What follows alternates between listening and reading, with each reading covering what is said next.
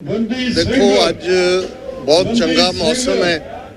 United Nations के सामने 194 मुल्कों के झंडे लहरा रहे ने और सिंघां विचला जोश जिहड़ा कि असी UN हैडकुआटर के सामने देख रहे हैं, क्योंकि एक पासे भारत दे विच हिंदू तवियां ने जिथे 75 साल माइनॉरिटीज़ की परसीक्यूशन नेहरू तो मोदी तक जारी है, पर इस बार उन्होंने घट गिणतियां नूं अगों जलील करन दे लई घर घर तिरंगा दे नां थल्ले पंजाब होए, कश्मीर होए, आसाम होए, वो जबरदस्ती जिहड़ा पैट्रियोटिज्म जां हिंदू देश भगती दूसरिਆਂ ਨੂੰ भी उगाड़ के पिवाउणा चाहुंदे ने।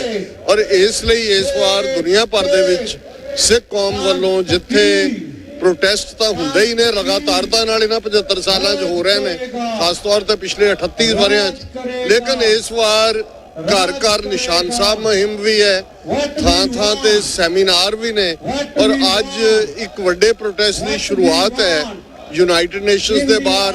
इसी तरह सैन फ्रांसिस्को, शिकागो और कल वाशिंगटन DC भी इंडियन एम्बेसी के बाहर प्रोटेस्ट है।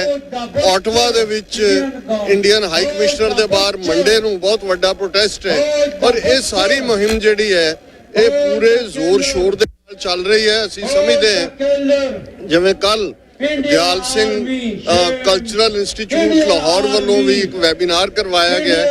सो गल इस वेले जदों कौमां जागदियां ने, और ये गल भाई हरजिंदर सिंह जिंदा, भाई सुखदेव सिंह सुक्खा ने भारत के प्रेजिडेंट नूं लिखी अपनी चिट्ठी विच कही सी कि when the nations are awake the history shivers, कि जदों कौमां जागदियां ने वो इतिहास नूं कंबड़ी छेड़ दिंदियां ने।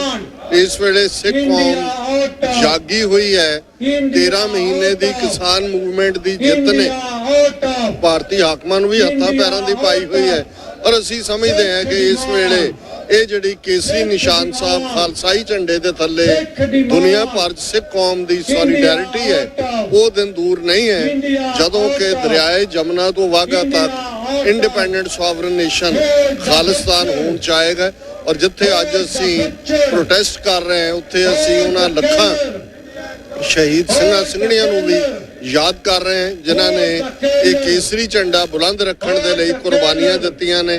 साडे दिलां दे अंदर साडे कश्मीरी भरा भैणां दा दर्द भी है जिहड़े 5 अगस्त 2019 तो बाद जदों भारती सिस्टम ने आर्टिकल 370 खत्म किया है, वो बहुत जुल्म सह रहे हैं, लेकिन वो भी पूरी डिफाइंस के नाल भारत के खूनी पंजे तो अपने आप नूं रिहा करवाउण दे लई तन मन धन नाल स्ट्रगल कर रहे हैं। उन्हां दी भी बहादरी नूं सैल्यूट है। नॉर्थ ईस्ट के नागे और इसे तरह भारत भर दे विच सफर कर रहे, वो दलित होण, ट्राइबल्स होण, सिकलीगर होण, मूल निवासी होण, असीं समझते हैं कि इन्हां 75 वरियां दे विच दिल्ली हुकूमत ने हर एक नूं गरीब नूं फर्दर गरीब कीता है। मुढ़लियां आज़ादियां खोईयां हुईयां ने।